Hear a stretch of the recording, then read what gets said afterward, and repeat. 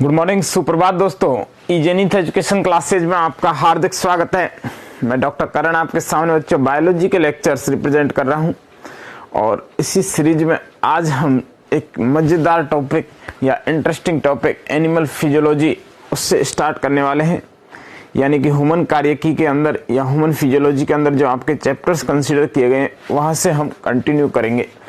Actual एक briefly idea दे देता हूँ, दिमाग में मैप क्रिएट कर देता हूँ, क्योंकि हमें ज़्यादा आपका टाइम वेस्ट नहीं करूँगा। क्योंकि ह्यूमन फिजियोलॉजी जो है आपको यहाँ मुझे क्लास में ही एक तो आपको लर्न करानी है, साथ साथ क्लास के अलावा आप क्या करें कि बच्चा यहाँ जो क्लास चलेगी उसको हम ज़्यादा कंसाइजली लेंगे, यानी कि थोड़ा सा इस पर ही स्ट्रेटेजिक रखेंगे। जो लंबा टाइम यहाँ वेस्ट होता है वो हम नहीं करने वाले हैं। क्लियर रहेगा? थोड़ा सा आप कॉन्स्टेंटली लिखिए, पॉइंट सारे हम कंटिन्यू करेंगे, लेकिन यहाँ पर जो टाइम वेस्ट है उसको हम स्किप करेंगे। यानी कि एक लंबे टॉपिक्स चलते हैं, बहुत लंबे टाइम तक ह्यूमन फिजियोलॉजी चल रही होती है, लेकिन हम कोशिश करेंगे इसको कंसाइज करके ख़त्म करने की। टॉपिक्स आपके सारे कवर होंगे, साथ साथ में जो भी नई चीज़ें हैं वो भी कवर हो जाएंगी। क्लियर रहेगा? चलिएगा ह्यूमन फिजियो से शुरू करते हैं, क्योंकि आप जानते ही हो ह्यूमन फिजियोलॉजी एक वास्ट सिलेबस है, लेकिन उस वास्ट सिलेबस में से वही पढ़ा जाए जो एग्जाम के हिसाब से इम्पोर्टेंट है। एक मैप आपके दिमाग में मैं क्रिएट करता हूँ फर्स्टली कि ह्यूमन फिजियोलॉजी में हम कौन कौन से चैप्टर्स पढ़ने वाले हैं। ह्यूमन फिजियोलॉजी बेटा यदि ढंग से पढ़ोगे ना सभी फ्रेंड्स तो मजा आ जाएगा इनमें, क्योंकि ह्यूमन फिजियोलॉजी तो है ही ऐसी सब्जेक्ट की यहाँ एक बार दिमाग में चीजें सेट हो गई ना तो वो लाइफ टाइम के लिए आपके दिमाग में सेट रहेंगी और कभी ह्यूमन फिजियोलॉजी का क्वेश्चन आपसे गलत नहीं होगा, ये वादा कर रहे हैं। और मैक्सिमम क्वेश्चंस जो हैं आपके ऑलमोस्ट यहीं से निकलने वाले हैं जो हम पढ़ रहे हैं, इससे बाहर कोई क्वेश्चन नहीं आएगा, जहां तक ये उम्मीद रख सकते हैं। चलिएगा ह्यूमन फिजियोलॉजी, या फिर मैं बात करूं बेटा किसकी, हमने कहा मानव कार्यकी की, तो इसके अंदर अलग अलग चैप्टर्स आते हैं। देखिए जो बायोलॉजी है ना इसको अलग अलग ब्रांचेज में बांट रखा है।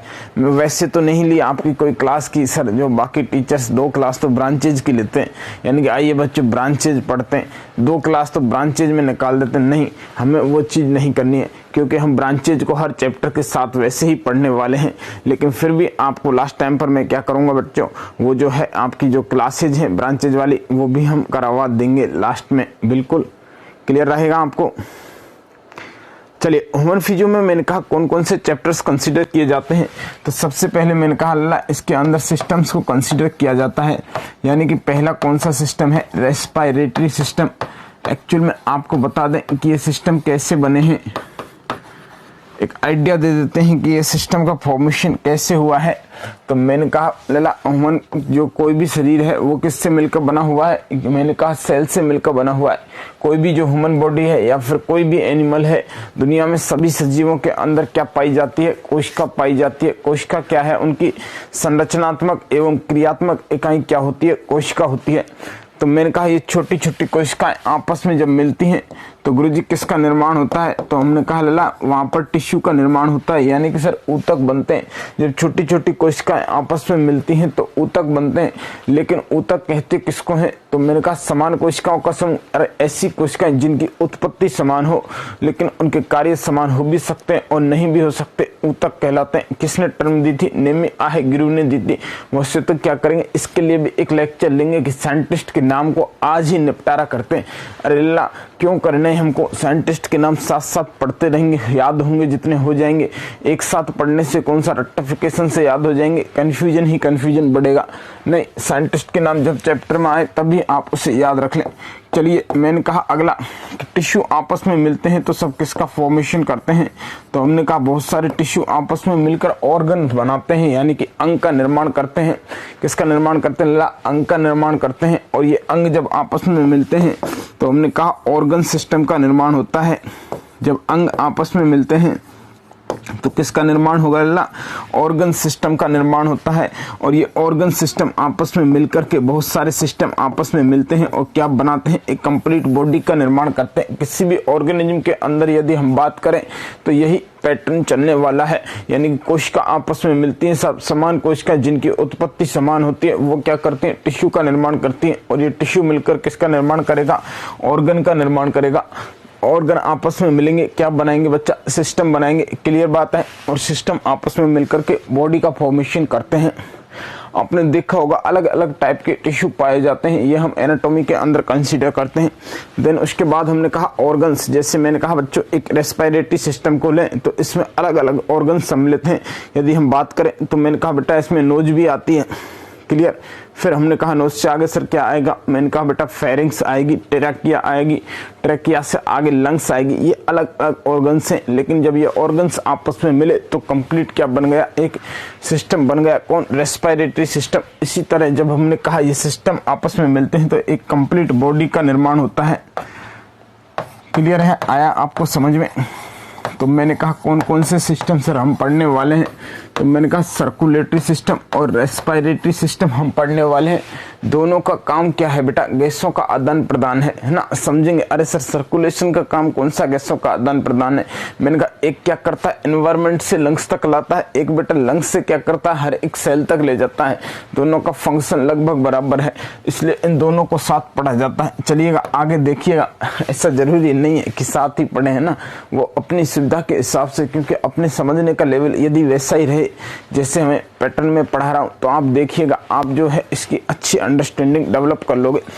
चलिए रेस्पिरेटरी सिस्टम और सर्कुलेटरी सिस्टम की हमने बात की। उसके बाद हम कहाँ बात करें, मैंने कहा डाइजेस्टिव सिस्टम। कौन सा सिस्टम है बच्चा, डाइजेस्टिव सिस्टम। यानी कि सर ये पाचन तंत्र की बात हो गई। पाचन के बाद सर इसका क्या करवाना है, एक्सक्रीशन करवाना है, यानी एक्सक्रेटरी सिस्टम। कौन सा लला, मैंने कहा एक्सक्रेटरी सिस्टम। ये दोनों हो गए, डाइजेस्ट किया और एक्सक्रीट कर दिया। क्लियर बात है, एक्सक्रेटरी सिस्टम और डाइजेस्टिव सिस्टम। देन उसके बाद हम आते हैं तो मैंने कहा स्केलेटल सिस्टम। स्केलेटल सिस्टम यानी कि सर इसके अंदर हम बोन्स की बात करेंगे और सर इसमें साथ साथ में हम बोन्स के साथ साथ मसल्स भी पढ़ लेते हैं, यानी कि मसल्स की स्टडी मायोलॉजी कहलाती है। अब नहीं, अरे सर स्टडी वाला तो एक अलग ही चैप्टर होता है, आप बीच बीच में क्यों बताते हो। अरे मैंने कहा बीच में ही देख लो ना, चैप्टर के बीच में ही याद कर लीजिए, अपने आप याद हो जाएंगी चीजें। कुछ चीजें जो चैप्टर में कंसिडर नहीं है या चैप्टरों में नहीं है या वो चैप्टर नहीं है, उन्हें हम एक अलग से क्लास ले लेंगे, किसकी, ब्रांचेज की, वहां पर डिस्कस कर लेंगे। चलिएगा देखिएगा, अभी आप डिस्टर्ब मत होइए, है ना। हमने कहा और कौन से सिस्टम, मैंने कहा बेटा नर्वस सिस्टम। अरे सर ये तो कोऑर्डिनेशन का काम करता है, किसके साथ मिलकर के, मैंने कहा लला एंडोक्राइन सिस्टम के साथ मिलकर के क्या करता है, ये कोऑर्डिनेशन का काम करता है। इसकी जिंदगी तो चली गई, नर्वस सिस्टम और एंडोक्राइन सिस्टम के साथ मिलता है और क्या करता है बेटा, हमने कहा कोऑर्डिनेशन का काम करता है। गुरुजी यहीं पर क्या पढ़ाओगे आप, सेंसरी ऑर्गन्स पढ़ाओगे। मैंने कहा हाँ बिल्कुल, सेंसरी ऑर्गन्स भी आपको पढ़ाए जाएंगे। क्लियर बात है। देन उसके बाद ये अकेले आदमी की लाइफ चली गई, अब तो इसको क्या करना गुरुजी, बच्चे पैदा करने ना। तो कौन सा सिस्टम, मैंने कहा लला रिप्रोडक्टिव सिस्टम। कौन सा सिस्टम बाकी रह गया, रिप्रोडक्टिव सिस्टम।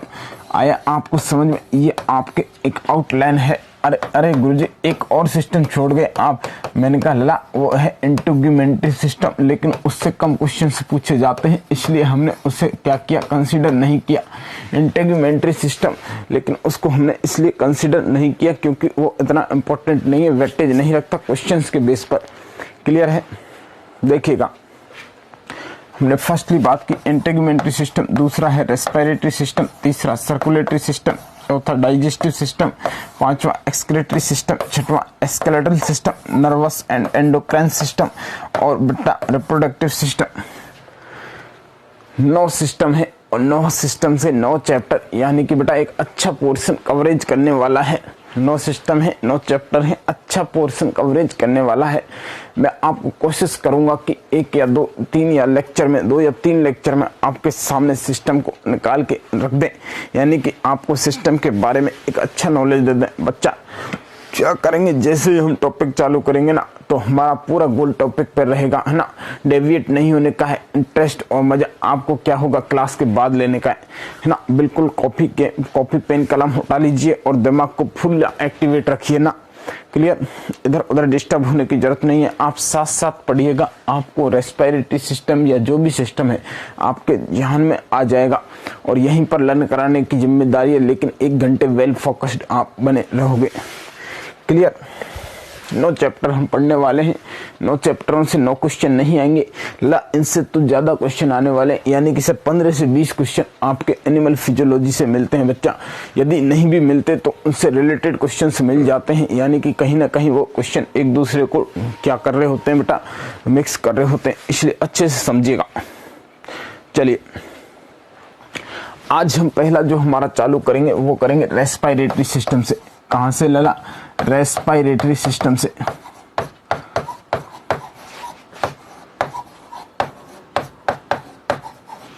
मैंने कहा इसी को बोलते हैं लला सांस तंत्र, अरे श्वसन तंत्र। क्या बोलते हैं? सांस तंत्र या श्वसन तंत्र।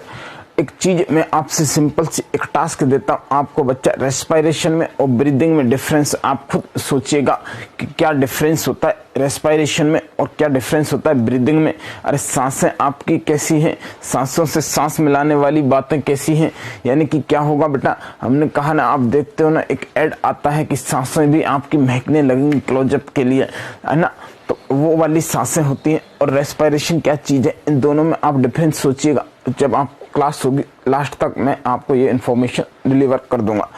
चलिए हमें एक एक पॉइंट को याद रखना है। मैंने कहा लला क्या है ये, रेस्पिरेशन की बात कर रहे हैं, तो हमने कहा सर रेस्पिरेशन क्या है, श्वसन की प्रक्रिया होती क्यों है लला, ये श्वसन क्यों होता है, अरे रेस्पिरेशन होता क्या है, क्यों, क्या रिक्वायरमेंट पड़ गई, अरे रेस्पिरेशन कहते किसको है।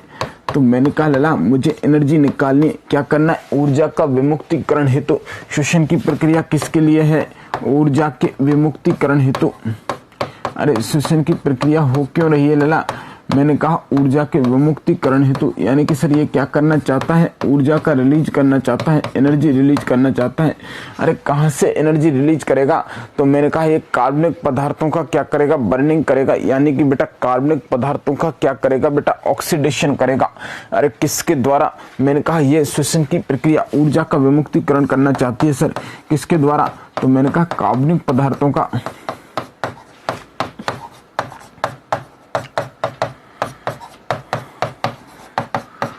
कार्बनिक पदार्थों के ऑक्सीकरण के द्वारा क्या करना चाहता है, वो ऊर्जा का विमुक्तिकरण करना चाहता है, यानी एनर्जी को रिलीज करना चाहता है। किसके द्वारा बच्चा, कार्बनिक पदार्थों के ऑक्सीडेशन के द्वारा एनर्जी रिलीज करना चाहता है। क्लियर बात है बेटा। मैंने कहा श्वसन की प्रक्रिया किसके लिए है, ऊर्जा के विमुक्तिकरण हेतु। अरे एक दिमाग में चीज सेट कीजिए, आप सोचिए श्वसन में क्या होता है लला, ऑक्सीजन यूज होती है, श्वसन में ऑक्सीजन यूज होती है और CO2 निकलती है, आप ये जानते हो ना, इतना तो सबको पता है। अरे ऑक्सीजन की उपस्थिति में क्या लगती है, मैंने कहा लला ऑक्सीजन की उपस्थिति में आग लगती है, ऑक्सीजन की उपस्थिति में आग लगती है। आग के लिए भी ऑक्सीजन चाहिए। आपने देखा होगा ना, बचपन में पढ़ा होगा कि गिलास के अंदर मोमबत्ती रख देते हैं तो मोमबत्ती बुझ जाती है, क्योंकि उसे ऑक्सीजन नहीं मिल पाती कांच के गिलास के अंदर। क्लियर बात है। तो मैंने कहा ऑक्सीजन की उपस्थिति में क्या होता है साहब, ऑक्सीजन कंज्यूम होती है और CO2 रिलीज होती है। अरे किसका बर्न करता है, कि ग्लूकोज को बर्न करता है। अरे ग्लूकोज में आग लगा दो, ग्लूकोज क्या है, कार्बनिक पदार्थ है सर, CO2 रिलीज होगी। लेकिन बेटा साथ साथ में मैंने कहा H2O भी होगा, लेकिन साथ साथ में डेल्टा यानी एनर्जी जो है वो रिलीज होती है। और हम करना ही क्या चाह रहे, ऊर्जा का विमुक्तिकरण करना चाह रहे, यानी कि रेस्पिरेशन किसके लिए है, मैंने कहा ऊर्जा के विमुक्तिकरण हेतु क्या हो रहा है, रेस्पिरेशन जो है आपका ऊर्जा के विमुक्तिकरण के लिए हो रहा है। क्लियर बात है आपको समझ में, ऊर्जा के विमुक्तिकरण हेतु रेस्पिरेशन होता है। हमने कहा मनुष्य में RBC और श्वेत पेशी, याद रखना अवायवीय श्वसन कहां पर पाया जाता है, तो मैंने कहा लिखिएगा मनुष्य में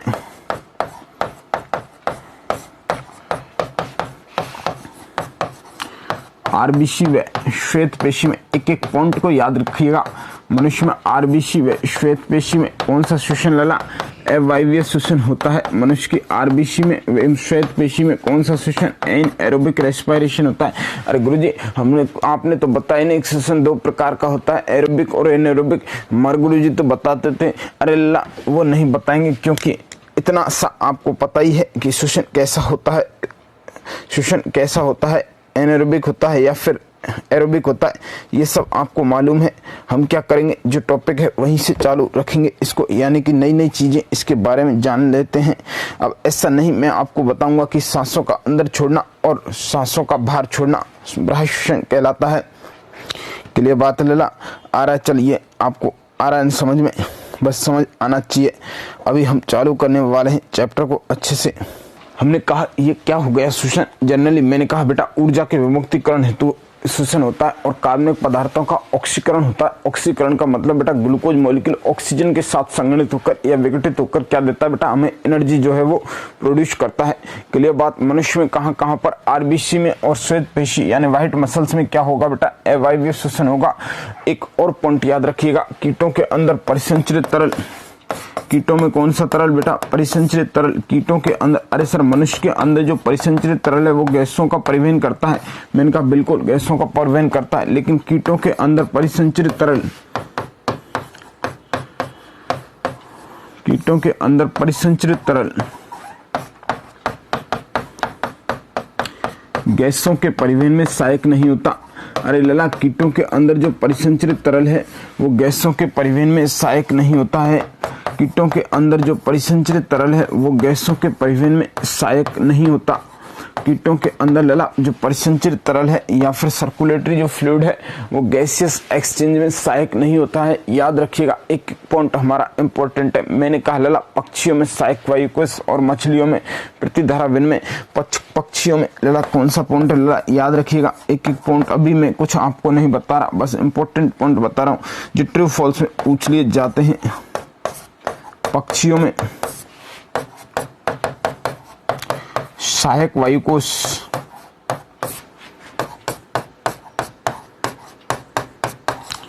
पक्षियों में लला सहायक वायुकोश और बेटा मछलियों में क्या बेटा, काउंटर करंट मैकेनिज्म या प्रतिधारा विनिमय। मछलियों में काउंटर करंट मैकेनिज्म, पक्षियों में सहायक वायुकोश एवं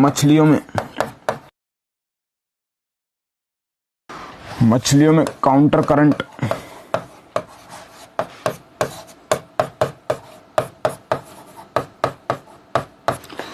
प्रतिधारा विनिमय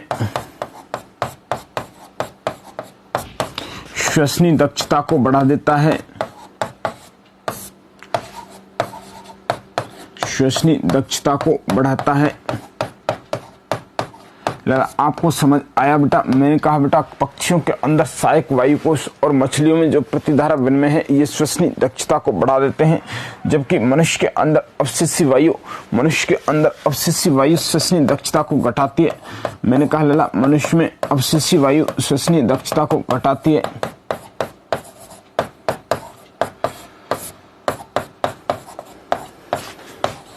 मनुष्य में अवशेषी वायु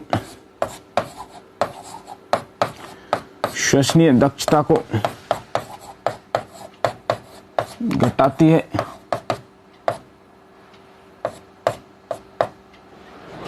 देखिएगा इंपॉर्टेंट पॉइंट है, याद रखिएगा, पूछे जाते हैं। श्वसन की प्रक्रिया किसके लिए? मैंने कहा बेटा श्वसन की प्रक्रिया ऊर्जा विमुक्तिकरण हेतु क्या होता है, रेस्पिरेशन होता है। श्वसन की प्रक्रिया ऊर्जा विमुक्तिकरण हेतु कार्बनिक पदार्थों का क्या होता है, ऑक्सीडेशन होता है। यानी कार्बनिक पदार्थ ऑक्सीजन से संयोग कर विघटित होकर क्या देते हैं लला, मैंने कहा विघटित होकर ऊर्जा रिलीज करते हैं। क्लियर बात है? आगे याद रखिएगा, मैंने कुछ पॉइंट्स यहाँ पर आपको बताए हैं जो ट्रू फॉल्स स्टेटमेंट में पूछ लिए जाते हैं। मैंने कहा लला अवायवीय श्वसन मनुष्य में कहां कहां पर होता है, तो मैंने कहा मनुष्य की आरबीसी में और व्हाइट मसल्स में क्या होता है, अवायवीय श्वसन होता है। मनुष्य के अंदर आरबीसी और व्हाइट मसल्स में क्या होता है, अवायवीय श्वसन होता है। बोलो तो, अरे बेटा बोलिए, बार बार बोलने से क्या होंगी चीजें याद होंगी। कीटों के अंदर परिसंचरित तरल गैसों के परिवहन में सहायक नहीं होता है। याद रखिएगा, कीटों के अंदर जो परिसंचरित तरल है वो गैसों के परिवहन में सहायक नहीं होता है। क्लियर है? बिल्कुल हम याद रखेंगे। जबकि बेटा सभी में क्या होता है, परिसंचरित तरल गैसों के परिवहन में सहायक होता है। फिर हमने कहा बेटा आपको यहीं पर पक्षियों में जो सहायक वायु कोश होते हैं, यानी कि सर क्या होते हैं, सहायक वायु कोश, और साथ साथ मछलियों में क्या होता है, प्रतिधारा विनिमय। मैंने कहा बेटा जल वापस आता है और जल एक बार फिर से गिल से निकलता है। ये क्या करता है, श्वसनीय दक्षता को बढ़ा देता है। जबकि मनुष्य के अंदर रेजिडुअल एयर क्या करती है, श्वसनीय दक्षता को घटाती है। क्लियर रहेंगे आपको पॉइंट। मेंढक कहां पर बेटा, जल में। मेंढक जल में कैसे रेस्पिरेशन करता है, याद रखिएगा। मेंढक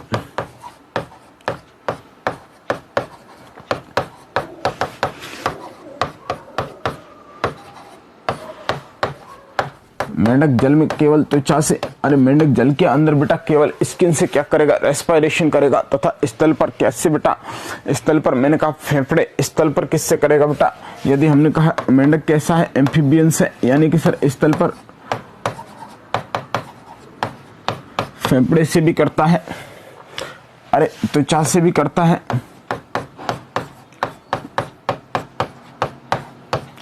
और साथ साथ में बक्कल कैविटी से भी करता है, मुख गुहा से श्वसन करता है। अरे मेंढक में 3 प्रकार का श्वसन पाया जाता है। मेंढक बेटा स्किन से भी रेस्पिरेशन कर लेता है, मेंढक फेफड़ों से भी रेस्पिरेशन करता है, और मेंढक साथ साथ में मैंने कहा किससे रेस्पिरेशन करता है, मुख गुहा से रेस्पिरेशन करता है। हम अलग से फ्रॉग पढ़ने वाले हैं, तब ये चीजें वापस से देखने वाले हैं। तो मेंढक में श्वसन जो है किससे बेटा, जल में केवल त्वचा से, और स्थल पर फेफड़े तथा त्वचा एवं मुख गुहा के द्वारा श्वसन पाया जाता है।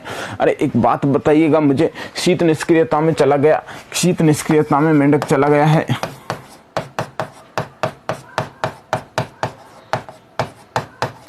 शीत निष्क्रियता में किसके द्वारा करेगा लला, त्वचा के द्वारा। शीत निष्क्रियता में त्वचा के द्वारा श्वसन करता है। क्लियर बात है। एक और पॉइंट यहाँ पर मैं आपको बता रहा हूँ, अभी हम सिस्टम में नहीं गए हैं बेटा, केवल और केवल कुछ पॉइंटों की बात कर रहे हैं ना। अर्थवर्म, अरे आपने पढ़ा है ना अर्थवर्म या केंचुआ, हमने कहा इसको श्वसन के लिए नम वायु की, श्वसन के लिए इसको क्या चाहिए लला, मैंने कहा अर्थवर्म को श्वसन के लिए क्या चाहिए, नम भूमि की आवश्यकता होती है। श्वसन के लिए नम भूमि की आवश्यकता होती है, क्योंकि ये वाटर से क्या करेगा बेटा, जो मॉइस्ट है उससे श्वसन करता है, तो नम भूमि की आवश्यकता होती है। यानी कि केंचुए को, यदि अर्थवर्म को आप क्या करोगे बेटा, सूखी मिट्टी में रख दोगे तो वह मर जाएगा, सूखी मिट्टी के अंदर वह मर जाएगा, क्योंकि वह रेस्पिरेशन नहीं कर पाएगा। क्लियर बात आई आपको समझ में। मैंने कहा बेटा वायुमंडलीय O2 और कोशिकाओं में उत्पन्न CO2। वायुमंडलीय O2 क्या है बेटा, एनवायरमेंट में मैंने कहा तो ऑक्सीजन है। वायुमंडलीय O2 एवं कोशिकाओं में उत्पन्न CO2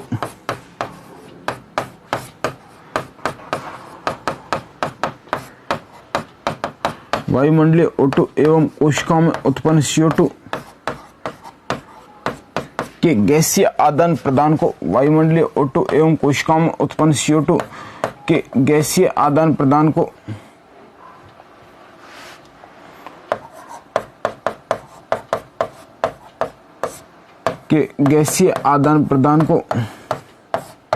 अरे बेटा वायुमंडलीय O2 एवं कोशिकाओं में उत्पन्न CO2 के गैसीय आदान प्रदान को हम क्या कहते हैं, सामान्यतः संवातन कहते हैं, सामान्यतः श्वास कहते हैं, या फिर मैं बात करूं आपसे तो मैंने कहा इस प्रक्रिया को जनरली हम क्या कहते हैं, ब्रीदिंग, सामान्यतः रेस्पिरेशन कहते हैं। मैंने कहा इसी प्रक्रिया को क्या कहते हैं ना, ब्रीदिंग।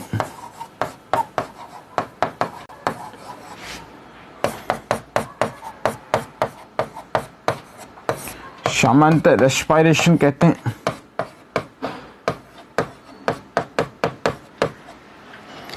सामान्यतः क्या कहते हैं लाला, इसे रेस्पिरेशन कहते हैं। क्लियर आया आपको समझ में। मैंने कहा लाला क्या है ये, वायुमंडलीय O2 एवं CO2, वायुमंडलीय O2 एवं कोशिकाओं में उत्पन्न CO2 के गैसीय आदान प्रदान को क्या कहा जाता है, ब्रीदिंग, या फिर मैंने कहा श्वासन, और या फिर इसे श्वसन कहते हैं। वैसे इसे जो ब्रीदिंग है इसको आप हिंदी में क्या बोलोगे ना, तो मैंने कहा श्वासन या फिर संवातन भी बोलते हैं सब, यानी कि सांस बोल देते हैं, और ये है जनरली हमने कहा श्वसन। क्या है लला, श्वसन है। चलिए वापस से एक बार देखें, मैंने कहा श्वसन की प्रक्रिया किसके लिए लला, ऊर्जा के विमुक्तिकरण हेतु। किसका बेटा, कार्बनिक पदार्थों का क्या होता है, इसमें ऑक्सीडेशन होता है। मनुष्य के अंदर आरबीसी में और बेटा कहां पर, व्हाइट मसल फाइबर्स के अंदर कौन सा श्वसन, अवायवीय श्वसन पाया जाता है। कुछ परजीवी जैसे एस्केरिस और टैपवर्म में भी क्या पाया जाता है, अवायवीय श्वसन पाया जाता है। कीटों के अंदर परिसंचरित तरल गैसों के परिवहन में सहायक नहीं होता। कीटों के अंदर जो बेटा परिसंचरित तरल है वो गैसियस परिवहन में सहायक नहीं होता है। पक्षियों में सहायक वायुकोष और मछलियों में काउंटर करंट मैकेनिज्म क्या करती है, श्वसनीय दक्षता को बढ़ा देती है। जबकि मैंने कहा लला मनुष्य में रेजिडुअल एयर जो है वो श्वसनीय दक्षता को घटा देती है। मेंढक जल में केवल त्वचा से और स्थल पर फेफड़े तथा त्वचा एवं मुख गुहा से श्वसन करता है। क्लियर बात याद रहेगी। यदि आपसे पूछ लिया जाए हाइबरनेशन के दौरान किससे करता है, तो मैंने कहा ला हाइबरनेशन में ये स्किन के द्वारा करता है। क्लियर है। चलिएगा अब मैं आपको कुछ रेस्पिरेटरी स्ट्रक्चर्स फिर उनके एग्जांपल्स जो है उसकी टेबल बनवाता हूं। आप इसी तरह टेबल को बनाइएगा, अभी यही याद करेंगे।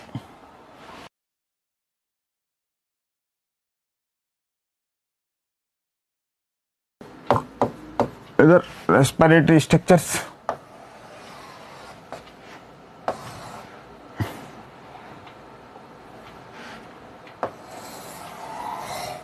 उधर हम उनके एग्जाम्पल्स देखने वाले हैं।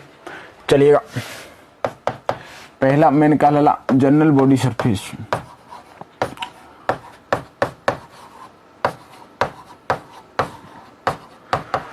निम्न में से किसके द्वारा, मैंने कहा सामान्य बॉडी सरफेस के द्वारा किस में पाया जाता है लला।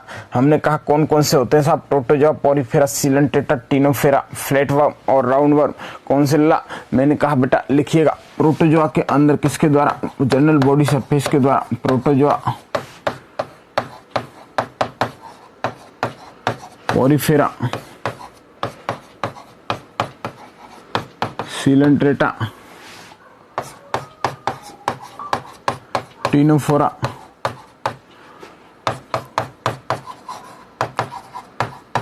फ्लैटवर्म और राउंडवर्म। याद रखिएगा, हमने कहा पूरे एनिमल किंगडम में कौन कौन से होते हैं। मैंने कहा लला protozoa, porifera, coelenterata, ctenophora, platyhelminthes, aschelminthes, clear, mollusca, echinodermata, hemichordata, chordata, clear. उन सब में हमने कहा arthropoda, mollusca, echinodermata, hemichordata, chordata. तो हमने कहा प्रोटोजोआ से लेकर साहब कौन तक, प्रोटोजोआ से लेकर कहां तक, हमने कहा राउंडवर्म या एस्कर हेलमिन्थीज तक के सदस्यों में जनरल बॉडी सरफेस के द्वारा पाया जाता है। स्किन के द्वारा किसमें होगा लला, मैंने कहा लिखिएगा, स्किन के द्वारा किसमें पाया जाएगा, तो हमने कहा स्किन के द्वारा सब फ्रॉग में पाया जाएगा। और किसमें पाया जाएगा, अर्थवर्म के अंदर, अर्थवर्म और फ्रॉग में किसके द्वारा, स्किन के द्वारा। क्या रेस्पिरेशन जो है वो स्किन के द्वारा होगा, किसके अंदर बेटा, फ्रॉग में और अर्थवर्म में। क्लियर बात है, इसको बोलते हैं हम, जो स्किन के द्वारा रेस्पिरेशन होता है इसे क्या कहा जाता है, तो मैंने कहा लिखिएगा, इसे कहते हैं हम, स्किन के द्वारा जो रेस्पिरेशन होता है उसे क्या कहते हैं, तो मैंने कहा इसे बोलते हैं क्यूटेनियस रेस्पिरेशन, त्वचीय श्वसन या क्यूटेनियस रेस्पिरेशन, सीधे नाम से आ जाते हैं, इसलिए इंग्लिश टर्मिनोलॉजी का ध्यान रखना। फिर मैंने कहा लंग्स के द्वारा रेस्पिरेशन, अरे गुरुजी लंग्स से जो रेस्पिरेशन होता है उसे भी कुछ नाम देते हैं क्या, मैंने कहा इसको बोलते हैं पल्मोनरी रेस्पिरेशन, पल्मोनरी रेस्पिरेशन, यानी जो लंग्स के द्वारा रेस्पिरेशन होगा वो पल्मोनरी रेस्पिरेशन कहलाएगा। किस किस में होता है, तो मैंने कहा रेप्टाइल, बर्ड्स और मैमल्स के अंदर किसके द्वारा, एम्फीबियंस को नहीं शामिल कर रहा हूं मैं इसमें, मैंने कहा रेप्टाइल्स में, बर्ड्स में,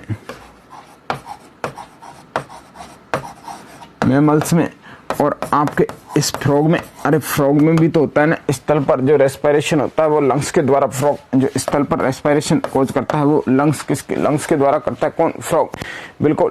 गिल्स के द्वारा रेस्पिरेशन किस में होगा लला, गिल्स के द्वारा रेस्पिरेशन, अरे गुरुजी गिल्स के रेस्पिरेशन को क्या नाम देते हैं, तो मैंने कहा लला इसे बोलते हैं ब्रोंकियल रेस्पिरेशन। अरे गिल्स किस में पाए जाते हैं, तो मैंने कहा गिल्स कहाँ पर रहेंगे लला, तो हमने कहा गिल्स पाए जाएंगे कहाँ पर बेटा, जो फिशेज है उसके अंदर गिल्स पाए जाते हैं, फिश में, मोलस्क में,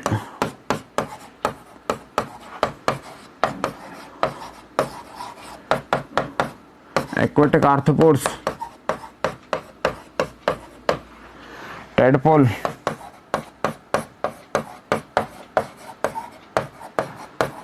यानी कि सर जो टैडपोल लार्वी है उसके अंदर भी किसके द्वारा, गिल्स के द्वारा रेस्पिरेशन पाया जाता है। क्लियर बात है, हमने कहा फिश, मॉलिस्क, टैडपोल लार्वी और एक्वेटिक आर्थ्रोपोड में किसके द्वारा, गिल्स के द्वारा।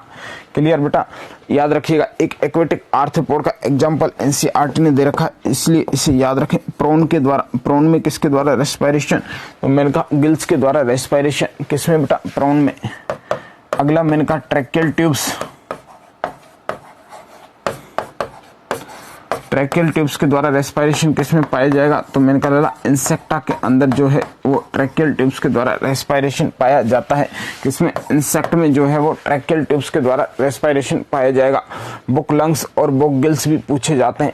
बुक लंग्स के द्वारा रेस्पिरेशन किसमें पाया जाएगा, तो मैंने कहा बुक लंग्स, लंग्स है ना पुस्तक जैसे फेफड़े, अरे किताब जैसे फेफड़े ये तो, अरे हमने कहा किसमें होते हैं गुरुजी, तो मैंने कहा स्पाइडर और स्कॉर्पियन, स्पाइडर बिच्छू में और स्कॉर्पियन मकड़ी में, मकड़ी में और बिच्छू में किसके द्वारा, बुक लंग्स के द्वारा रेस्पिरेशन पाया जाता है। बुक गिल्स के द्वारा रेस्पिरेशन किसमें पाया जाएगा, तो ये जब हम पढ़ेंगे किसमें बेटा, एनिमल डाइवर्सिटी में, तो वहां भी ये इंपॉर्टेंट है। किसमें पाया जाएगा, किंग्स क्रैब्स में पाया जाएगा। किसमें बेटा, राज करकट किंग क्रैब।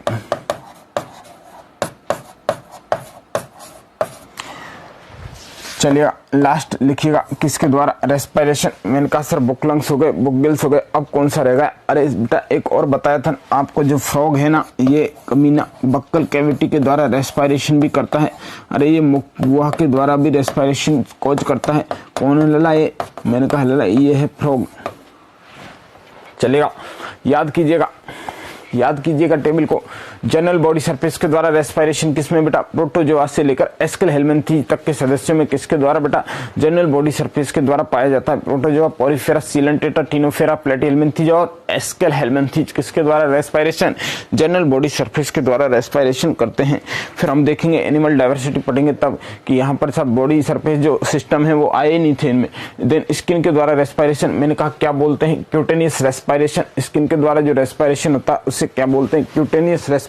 किस में होता है ये, फ्रॉग में और अर्थवर्म में। ये हमने 12 अलग अलग क्लासेस देख रखी हैं, protozoa, Porifera, Coelenterata, टिनोफेरा, प्लेटीहेलमिन्थीज, SQL हेलमिन्थीज, Annelida, बिल्कुल बेटा, काइंडरमेटा, आर्थ्रोपोडा, मोलस्का, कॉर्डेटा, हेमकॉर्डेटा और कॉर्डेटा।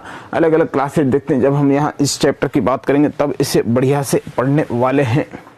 क्लियर रहेगा। स्किन के द्वारा रेस्पिरेशन, मैंने कहा क्यूटेनियस रेस्पिरेशन कहलाता है। किस किस में पाया जाता है बेटा, फ्रॉग में या और अर्थवर्म में कौन सा रेस्पिरेशन, क्यूटेनियस रेस्पिरेशन पाया जाता है। लंग्स के द्वारा रेस्पिरेशन क्या कहलाएगा, पल्मोनरी रेस्पिरेशन। किस में पाया जाएगा सर, मैंने कहा रेप्टाइल्स, बर्ड्स, मैमल्स और फ्रॉग में। किसके द्वारा बेटा, लंग्स के द्वारा रेस्पिरेशन। गिल्स के द्वारा रेस्पिरेशन, मैंने कहा लला ये फिश, मॉलस्क, एक्वेटिक आर्थ्रोपोड्स और टेडपोल लार्वा। प्रॉन के अंदर किसके द्वारा, गिल्स के द्वारा रेस्पिरेशन। एक्वेटिक जो आर्थ्रोपोड्स होते हैं, फिशेज का सबको मालूम है, मॉलस्क और बेटा एक्वेटिक आर्थ्रोपोड्स या टेडपोल लार्वा में रेस्पिरेशन भी किसके द्वारा, गिल्स के द्वारा रेस्पिरेशन होता है। किसके द्वारा, गिल्स के द्वारा रेस्पिरेशन होता है। ट्रैकियल ट्यूब्स के द्वारा रेस्पिरेशन, हमने कहा इंसेक्टा के अंदर। ट्रैकियल ट्यूब के द्वारा रेस्पिरेशन किसके अंदर लगा, इंसेक्टा के अंदर। बुकलंग्स के द्वारा रेस्पिरेशन किसमें, स्कॉर्पियन यानी बच्चू में और बेटा मकड़ी में, बुकलंग्स के द्वारा। और बुकगिल्स के द्वारा रेस्पिरेशन किंग क्रैब्स में पाया जाएगा। बक्कल कैविटी द्वारा रेस्पिरेशन किसके अंदर पाया जाएगा, फ्रॉग के अंदर पाया जाएगा। क्लियर है, हुआ आपको याद। चलेगा आगे चलते हैं बेटा। हमने कहा साहब एक बात बताइए, इस जो श्वसन की प्रक्रिया है, श्वसन में कौन कौन से स्टेप्स शामिल होते हैं। श्वसन की प्रक्रिया ला ये सीधे सीधे पूछे जाते हैं। निम्न चरणों को व्यवस्थित कीजिए इनके क्रम में। तो मैंने कहा श्वसन के कौन कौन से चरण होते हैं। मैंने कहा लला मैं ऑर्डर में ही आपको लिखा रहा हूँ, इसी तरह के आप याद रखिएगा, फिर उन्हें क्रम में अरेंजमेंट कर दीजिएगा। श्वसन या फुफ्फुसी संवातन, जिससे वायुमंडलीय वायु अंदर खींची जाती है और CO2 से भरपूर कुबका की वायु को बाहर मुक्त किया जाता है। पहला मैंने कहा श्वसन या फिर फुफ्फुसीय संवातन।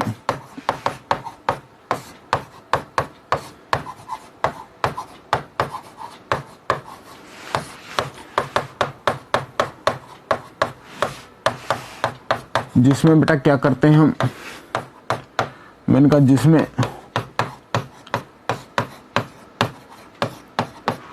वायुमंडलीय वायु O2 अंदर खींची जाती है।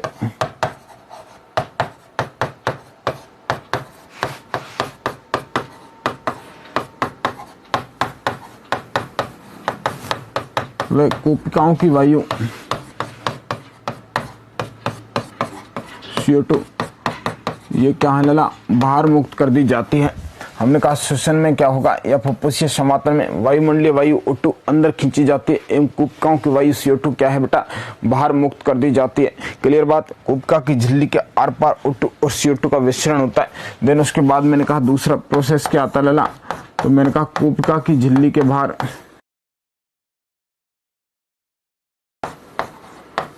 कुबका की झिल्ली के बाहर O2 व CO2 का मिश्रण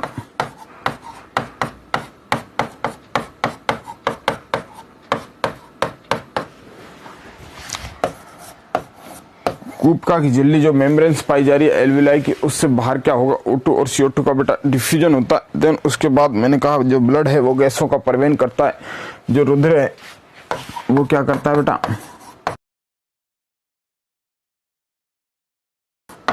रुधिर के द्वारा क्या होगा, गैसों का जो है परिवहन है या जो गैसेज हैं उनका ट्रांसपोर्ट होता है। किसके द्वारा बेटा, ब्लड के द्वारा जो है वो ट्रांसपोर्ट होती है। देन उसके बाद मैंने कहा रुधिर और ऊतकों के बीच O2 और CO2 का मिश्रण, क्या बेटा, ब्लड और ऊतकों के बीच, ब्लड भी अपने आप में एक टिश्यू है ना, ब्लड और टिश्यू के बीच क्या होगा,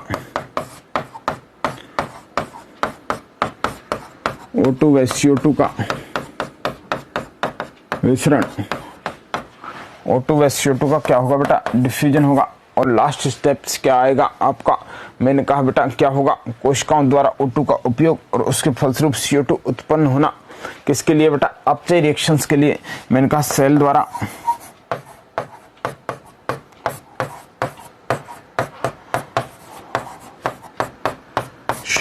O2 का उपयोग एवं CO2 का मुक्त होना। ये मैंने कहा श्वसन के अलग अलग चरण है। एग्जामिनर क्या करता है, श्वसन के इन्हीं चरणों को देता है आपको और फिर कहता है कि निम्न को आप क्या कीजिए, कालक्रम के अनुसार व्यवस्थित कीजिए। अरे लला, कालक्रम नहीं, इनको क्या कीजिए, इनके जो ऑर्डर है उसमें व्यवस्थित कीजिए।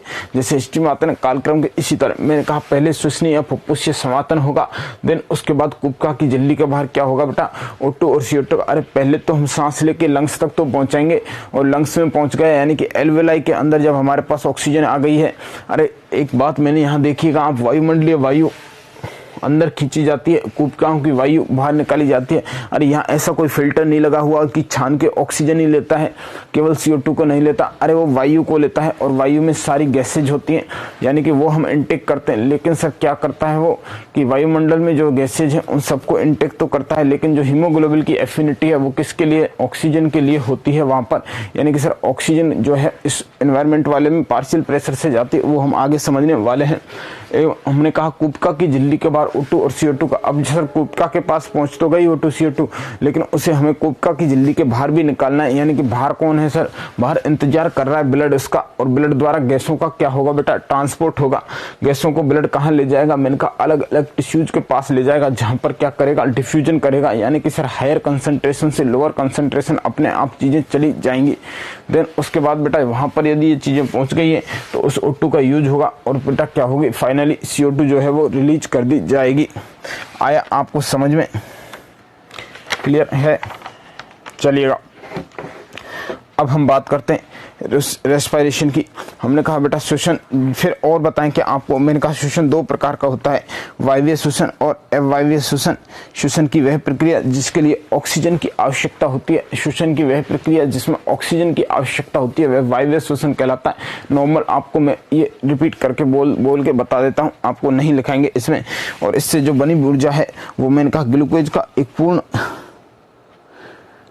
का एक अणु का पूर्ण ऑक्सीजन कितनी एनर्जी यूज करता है, तो मैंने कहा लिखिएगा एक पॉइंट डाल के अगले पॉइंट्स में।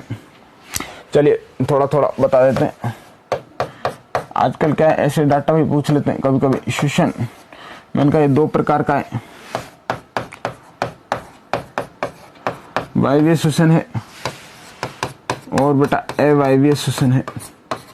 लला, वायवीय श्वसन है और अवायवीय श्वसन है, क्लियर। जिसमें O2 उपयोग होती है यानी जिसमें ऑक्सीजन की आवश्यकता होती है वह वायवीय श्वसन कहलाता है। और ग्लूकोज का एक अणु पूर्ण ऑक्सीकरण द्वारा, यानी मैंने कहा पूर्ण ऑक्सीकरण करे यदि ग्लूकोज का एक अणु, तो कितनी एनर्जी यूज करता है बेटा, 686 किलो कैलोरी एनर्जी इसमें यूज होती है।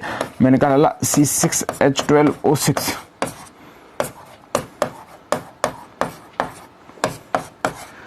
ऑक्सीजन के साथ जुड़ेगा और कन्वर्ट हो जाएगा किसमें, CO2 प्लस H2O में। साथ साथ बेटा ये क्या करेगा, 686 किलो कैलोरी एनर्जी जो है वो रिलीज करता है ना। अभी तक तो नहीं पूछा है ये, लेकिन फिर भी बेटा इंपॉर्टेंट है ना, याद रखिएगा। ग्लूकोज के एक अणु के पूर्ण ऑक्सीकरण के द्वारा, ग्लूकोज का एक अणु का जो है पूर्ण ऑक्सीकरण कराएं, मैंने कहा कंप्लीट ऑक्सीडेशन है, और कंप्लीट ऑक्सीडेशन के द्वारा कितनी एनर्जी रिलीज की जाएगी, तो मैंने कहा 686 किलो कैलोरी एनर्जी क्या है बेटा, मुक्त की जाती है ग्लूकोज के एक अणु का पूर्ण ऑक्सीकरण के द्वारा। क्लियर बात आई समझ में आपको? चलेगा।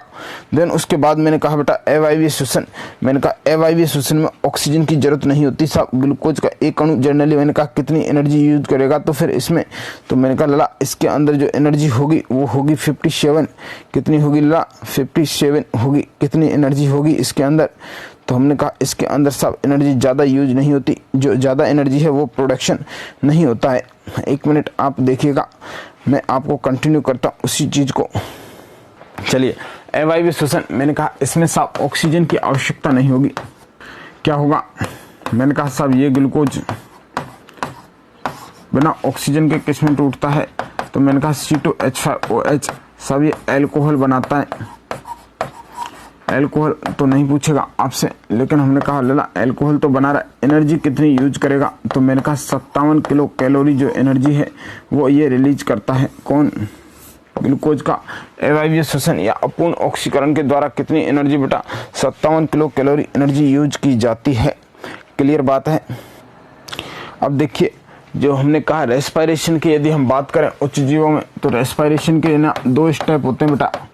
रेस्पिरेशन के यदि स्टेप्स की बात करूं तो मैंने कहा ग्लाइकोलाइसिस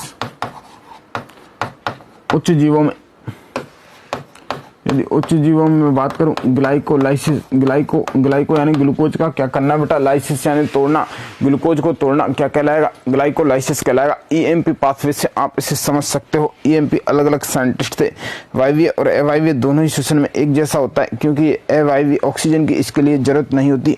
ग्लाइकोलाइसिस का अंतिम उत्पाद क्या होता है, पायरुविक एसिड होता है। क्लियर। अब फिर आता है क्रेब्स चक्र। क्रेब्स चक्र की खोज हिंस क्रेब ने की, यह हम बाद में पढ़ने वाले। इसका निर्माण कोशिका द्रव में होता है। स्टेल को एंजाइम इसके लिए चाहिए होता है। क्लियर बात है, आगे आपको समझ में। चलिए ग्लाइकोलाइसिस होता है और बेटा मैंने कहा कौन सा, क्रेब्स साइकिल होता है। ये हम कहाँ पढ़ने वाले, जब प्लांट फिजियोलॉजी पढ़ेंगे तब पढ़ने वाले। अब आइए हम अपने कहाँ टॉपिक पर आते हैं।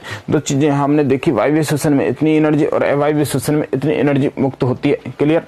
इसके अलावा हमने यहाँ कुछ नहीं देखा। अब हम अपने टॉपिक पर ही आते हैं। पहली बात मैंने कहा श्वसन तंत्र हमें शुरू कर रहा हूँ, यानी श्वसन तंत्र के कौन कौन से पार्ट होते हैं या श्वसन का क्या मार्ग होता है। यदि मैं आपसे मार्ग की बात करूँ तो मैंने कहा बेटा श्वसन के लिए जो मार्ग है रेस्पिरेटरी ट्रैक्ट है। एक डायग्राम अभी बताएंगे आपको, पहले आप देखिएगा कौन कौन से रेस्पिरेटरी ट्रैक्ट होती है। तो मैंने कहा लला कहाँ से, बाह्य नासा छिद्र, एक्सटर्नल नोस्ट्रिल्स,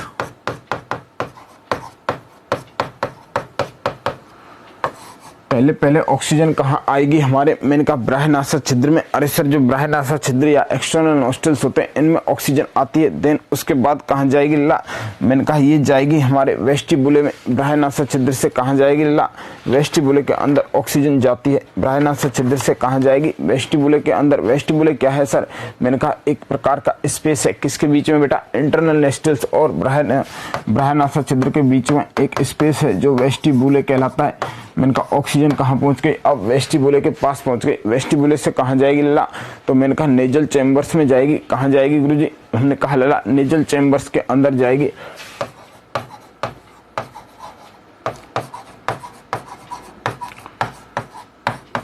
नेजल चैम्बर से कहाँ, तो हमने कहा इंटरनल लेयर्स में। नेजल चैम्बर से कहाँ जाएगी, इंटरनल लेयर्स के अंदर जाएगी। कौन बेटा, जो ऑक्सीजन हम यूज कर रहे हैं वो कहाँ जाएगी, इंटरनल लेयर्स में जाएगी। वहां से बेटा कहाँ जाएगी, नेजोफेरिंक्स। वहां से कहाँ पर, अरे नाक के पहले वाली फेरिंक्स, नेजोफेरिंक्स, एक होती है ओरोफेरिंक्स। क्लियर। तो हमने कहा कहाँ जाएगी, नेजोफेरिंक्स। नेजोफेरिंक्स से लेला, मैंने कहा फेरिंक्स आ जाएगी। कहाँ पर आ जाएगी, अब फेरिंक्स में आ जाएगी। आपको यहाँ पर याद रखने वाली चीज है बेटा, ग्लोटस में जाएगी। ग्लोटस में, इसके बाद कहाँ जाएगी, ये ग्लोटस के अंदर जाएगी। ग्लोटस से कहाँ लला, कौन मिलेगा, इससे बीच में एक ध्वनि अंग मिलेगा जिसे लैरिंग्स कहते हैं। और लैरिंग्स से कहाँ जाएगी, तो मैंने कहा लला लैरिंग्स से कहाँ पहुंच जाती है, ट्रैकिया में पहुंच जाती है। कहाँ पर लला, ट्रैकिया के अंदर श्वास नली है और ट्रैकिया इसे कहाँ पहुंचा देती है, तो हमने कहा लला ब्रोंकियल ट्री में पहुंचा देती है। कहाँ पर, ब्रोंकियल ट्री। और ब्रोंकियल ट्री कहाँ पहुंचा देता है इसको, मैंने कहा लला ये रेस्पिरेटरी ट्री में पहुंचा देता है। कहाँ पर, रेस्पिरेटरी ट्री में पहुंचा देता है। यहाँ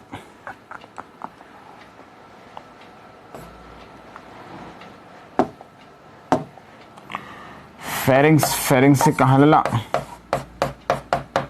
ग्लोटिस, और ग्लोटिस से कहाँ,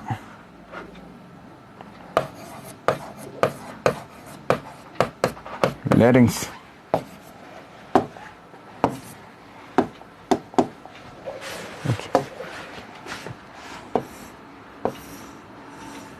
ये जो है ना, ये वाला आप याद रखना बच्चा, क्योंकि लैरिंग्स को पहले और ग्लोटिस को बाद में कर देता है, और कुछ दिक्कत नहीं है। बाकी तो आपको सबको समझ में आता है कि ब्राह्यनासा छिद्र से सर एक स्पेस में जाएगी जो नाक का और इंटरनल नेस का जो स्पेस है इसमें जाएगी, इसको वेस्टिबुले कहते हैं। वेस्टिबुले से सर ये नेजल के चैम्बर्स में चलेगी, और चैम्बर्स में जाने के बाद इंटरनल नेस यानी आंतरिक नासा छिद्र में पहुंच जाएगी।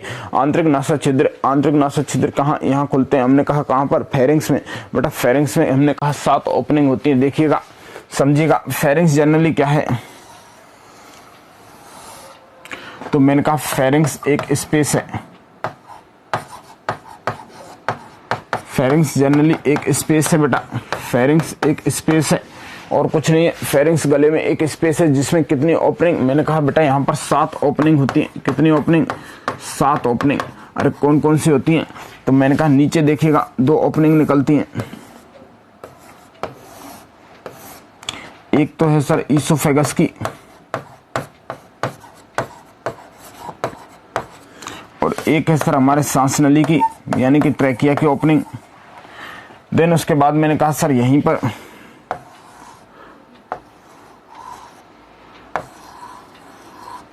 दो नोस्ट्रल्स खुलते हैं, 2 नोस्ट्रल की ओपनिंग खुलती है। क्लियर बेटा, यहीं पर एक माउथ की ओपनिंग खुलती है, और बेटा यहीं पर 2 ईयर ओपनिंग जो है,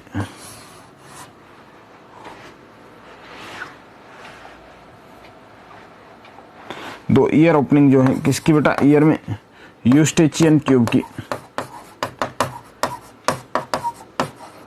2 ईयर ओपनिंग है जो बैलेंसिंग का काम करती है। यूस्टेचियन ट्यूब की ओपनिंग है। फेरिंग्स में कितनी ओपनिंग लला, 7 ओपनिंग। फेरिंग्स जनरली एक स्पेस है, तो मैंने कहा नेजोफेरिंग्स में आ गया। नेजोफेरिंग्स ये वाले नेजल ओपनिंग में आ गई। देन उसके बाद बेटा फेरिंग्स इस स्पेस में आ गई। अब इस स्पेस में तो सारे छिद्र हैं, यानी कि सर अब जानी ट्रैकिया में है, तो ट्रैकिया क्या करेगा बेटा, इसको बंद करने के लिए एपिग्लोटिस वगैरह होते हैं, ये हम आगे देखने वाले, ठीक है, ग्लोटिस। देन उसके बाद बेटा लैरिंग्स में, लैरिंग्स से ट्रैकिया, ट्रैकिया से ब्रोंकियल ट्री, ब्रोंकियल ट्री से बेटा कहाँ पहुंचेगी, रेस्पिरेटरी ट्री में पहुंचेगी। क्लियर आया आपको समझ में? चलिए डायग्राम बताते हैं आपको। चलिए ये हमने कहा पूरा हमारा रेस्पिरेटरी सिस्टम का डायग्राम है।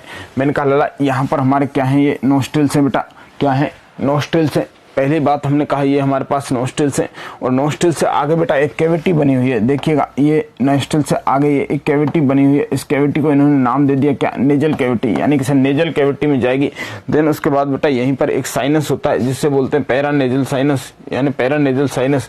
देन उसके बाद नीचे क्या है बेटा, ये ओरल कैविटी है, लेकिन यहाँ पर मैंने कहा क्या है, ये एक स्पेस है जिसे हम फेरिंग्स कहते हैं, जिसे हम फेरिंग्स कहते हैं। लेकिन फेरिंग्स के साथ साथ लला यहाँ पर एक सर ये एक सिग्नेट टाइप की रिंग है, एपिग्लोटिस कहलाती है। और एपिग्लोटिस के बाद यहाँ पर सर एक धुनी पेटिका जिसे लैरिंग्स कहते हैं वह पाया जाता है। क्लियर है? देन आगे जाते हैं तो 2 पाइप होते हैं सर, एक सांस के लिए और एक हमारा रहता है किसके लिए सर, पाइप।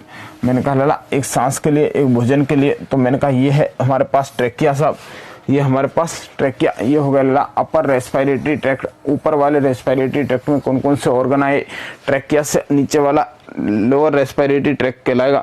तो मैंने कहा ये ट्रैकिया या विंड पाइप कहलाएगा। ये विंड पाइप साहब कहाँ पर, तो मैंने कहा राइट प्राइमरी ब्रोंकस और ये लेफ्ट प्राइमरी ब्रोंकस में डिवाइड हो जाता है दोनों लंग्स के लिए, राइट लंग के लिए और लेफ्ट लंग के लिए। बच्चा आप देख पा रहे हो ना, लेफ्ट लंग में क्या है, एक हल्की सी नोच है। यहाँ पर क्या धड़कता है, अरे धड़कता है सीने में क्या, दिल धड़कता है। वो दिल कहाँ पर धड़कता है, लेफ्ट लंग की तरफ, इसलिए लेफ्ट लंग में हल्की सी नोच पाई जाती है। क्लियर बात लला? मैंने कहा फिर ये क्या होती है साहब, ये डिवाइड हो जाती है किस में बेटा, मैंने कहा और ब्रोंकाई में, छोटी छोटी ब्रोंकाई में। देन उसके बाद इसको बोलते हैं सुपीरियर लोब, 2 लोब में डिवाइड होता है। लेफ्ट लंग 2 लोब में डिवाइड होता है। जबकि राइट लंग है वो 3 लोब में डिवाइड होगा। देख पा रहे हो क्या आप? देखिएगा, एक लोब यहाँ दे रखा है, एक लोब यहाँ दे रखा है, देन बेटा एक ये जो लोब है इस तरह से ये 3 लोब में डिवाइडेड है। जबकि हमने कहा ये जो है ये 2 ही लोब में डिवाइड होता है, क्लियर, सुपीरियर लोब में और ये इन्फीरियर लोब। एक जो लोब है ये इनका इतना सा एक लोब दिया इसने, ये जो लोब है ये इन्फीरियर लोब, ये बेटा सुपीरियर लोब कहलाएगा। देन उसके बाद मैंने कहा ये छोटी छोटी और ब्रांचेज में बटेगी साहब, जिन्हें ब्रोंकियल्स कहते हैं, क्लियर रहेगा। और नीचे से ये क्या है? Dome shape structure. अरे नीचे से ये डोम शेप स्ट्रक्चर सामान्य अवस्था में डायफ्राम गुंबदाकार होता है, सामान्य अवस्था में डायफ्राम गुंबदाकार होता है, याद रखिएगा। फिर भी मैं आपको अभी बताऊंगा जब आगे स्ट्रक्चर्स देखने वाले। आप डायग्राम का क्या ले लीजिएगा बेटा, फोटो ले लीजिएगा, स्क्रीनशॉट आप यूज कर लीजिएगा, डायग्राम आपके दिमाग में क्लियर होना चाहिए। अब हम बात करें बच्चा रेस्पिरेटरी सिस्टम की, तो हमने कहा आगे अब हम कल कंटिन्यू करने वाले हैं, यानी स्ट्रक्चर्स के बारे में हम नेक्स्ट क्लास में कंटिन्यू करेंगे। आज के लिए इतना ही रखेंगे। Thank you.